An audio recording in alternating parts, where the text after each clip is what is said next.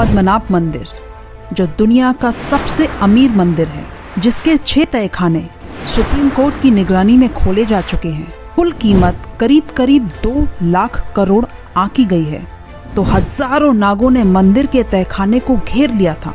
इस 7वें दरवाजे को खोलने से कोर्ट को भी लगता है कि ईश्वरीय शक्ति के केंद्र इस मंदिर में दखल अंदाजगी करने पर इसका खामियाजा शायद पूरे देश को भुगतना पड़ सकता है।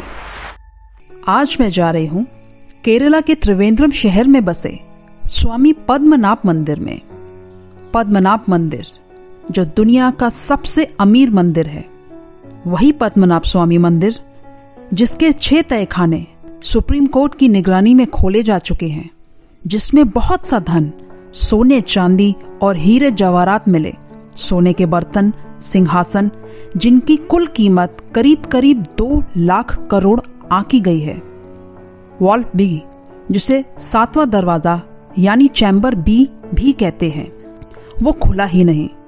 ऐसा माना जाता है कि इसे खोलने का काम जो भी करेगा वो दुर्भाग्य को निमंत्रण देगा। इस बात पर पहले शायद किसी को विश्वास ना हुआ हो, मगर सुप्रीम कोर्ट में याचिका दायर करने वाले अधिकारी ने जब इसे खुलवाने की कोशिश की थी तो कुछ हफ्तों बाद ही उनकी मृत्यु ने इसे साबित कर दिया था। कहते हैं कि वॉल्ट बी को नागों द्वारा संरक्षित किया गया है। ऐसा भी कहा जाता है कि सन 1931 में भगवान विष्णु के इस मंदिर के दरवाजे को खोलने की कोशिश की जा रही थी तो हजारों नागों ने मंदिर के तहखाने को घेर लिया था और उनके काटने से ऐसा कोशिश करने वालों की मौत हो गई थी। यह रहस्यमय दरवाजा किसी सांकल, जंजीर या बोल्ट आदि से नहीं, बल्कि कुछ खास मंत्रों के उच्चारण से बंद किया गया था। दरवाजे पर 2 सांपों की आकृति बताती है कि कुछ ऋषियों ने नागपाश जैसे शक्तिशाली मंत्र से इसे बांधा है और अब गरुड़ मंत्र का सही उच्चारण करने वाला कोई ज्ञानी ही इसे खोल सकता है। यह दरवाजा कैसे बंद है, यह वैज्ञानिकों के लिए अब तक एक रहस्य है। इस 7वें दरवाजे को खोलने से कोर्ट को भी लगता है कि ईश्वरीय शक्ति के केंद्र इस मंदिर में दखल अंदाजगी करने पर इसका खामियाजा शायद पूरे देश को भुगतना पड़ सकता है। त्रावणकोर के राजाओं ने पद्मनाभ मंदिर को 8वीं शताब्दी में बनवाया था, जिसका समय समय पर जीर्णोद्धार होता रहा। इस मंदिर का आर्किटेक्ट हैरान कर देने वाला है। आज की मॉडर्न साइंस और टेक्नोलॉजी भी फेल है जब आप मंदिर के अंदर की बनावट को अपनी आंखों से देखते हैं। बाहर से दिखने वाले गोपुरम की ही बात करें तो जब दिन और रात बराबर होते हैं तब सूर्य अस्त के समय सूर्य मंदिर के 7 माले के गोपुरम की खिड़कियों से बारी बारी दर्शन देते हुए अस्त होता है। मानो मनुष्य के शरीर के 7 चक्रों को जागृत करने की शक्ति के संकेत का गहरा संबंध है इस पद्मनाभ मंदिर से।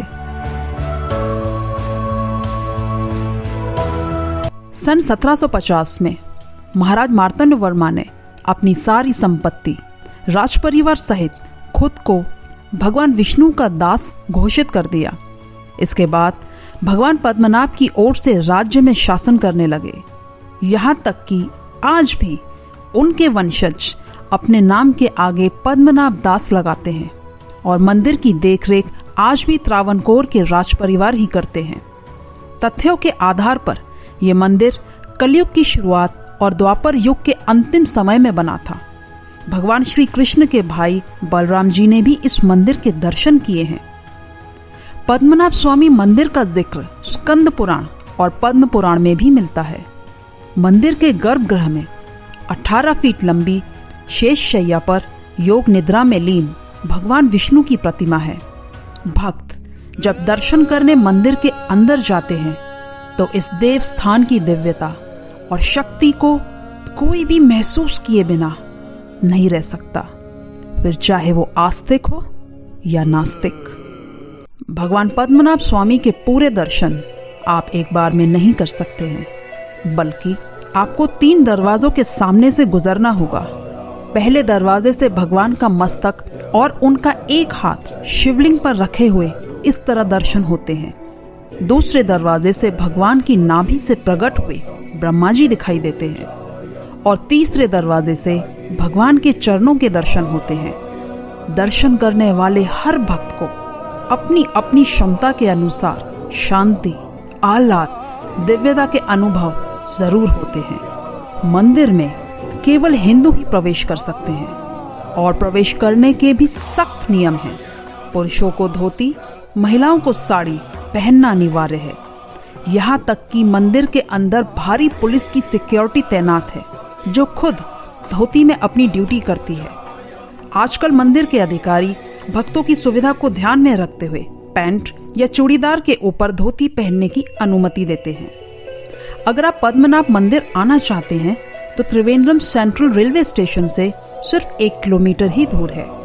बाय फ्लाइट आने वालों के लिए डोमेस्टिक एंड इंटरनेशनल एयरपोर्ट भी हैं। एक खास बात, दक्षिण भारत के किसी भी मंदिर में अंदर पावर सप्लाई, बल्ब नहीं होते हैं।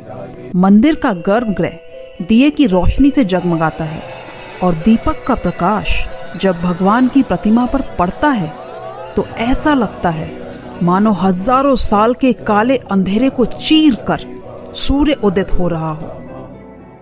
अगर कोई घोर तनावग्रस्त दुखी व्यक्ति भी पद्मनाभ मंदिर आए तो उसके मन के अंधेरे को भी चीरने की ताकत रखते हैं ये दर्शन। 2004 में जब सुनामी आई थी तो केरल, तमिलनाडु, अंडमान निकोबार के साथ कई भारतीय राज्य और विदेशी राज्य बुरी तरह नष्ट हुए थे, पर समुद्र से केवल 3 किलोमीटर दूर होने पर भी इस मंदिर का कुछ नहीं बिगड़ा। ये चमत्कार आज की साइंस और बुद्धिजीवियों की बुद्धि के आज तक समझ नहीं आया और नहीं आएगा। पूरी दुनिया की नजर पद्मनाभ मंदिर पर इसके बेशुमार खजाने के कारण है, पर मैंने पद्मनाभ मंदिर में ये महसूस किया कि ईश्वरीय शक्ति के आगे ये खजाने, तय खाने बहुत छोटी चीज है। राजा मार्तंड वर्मा को कुछ तो ऐसे अनुभव हुए होंगे जो अपनी अकूत संपत्ति परिवार सहित स्वयं को भगवान को अर्पण कर दिया। मतलब संपत्ति छोटी हुई, इसे बनाने वाला बड़ा है।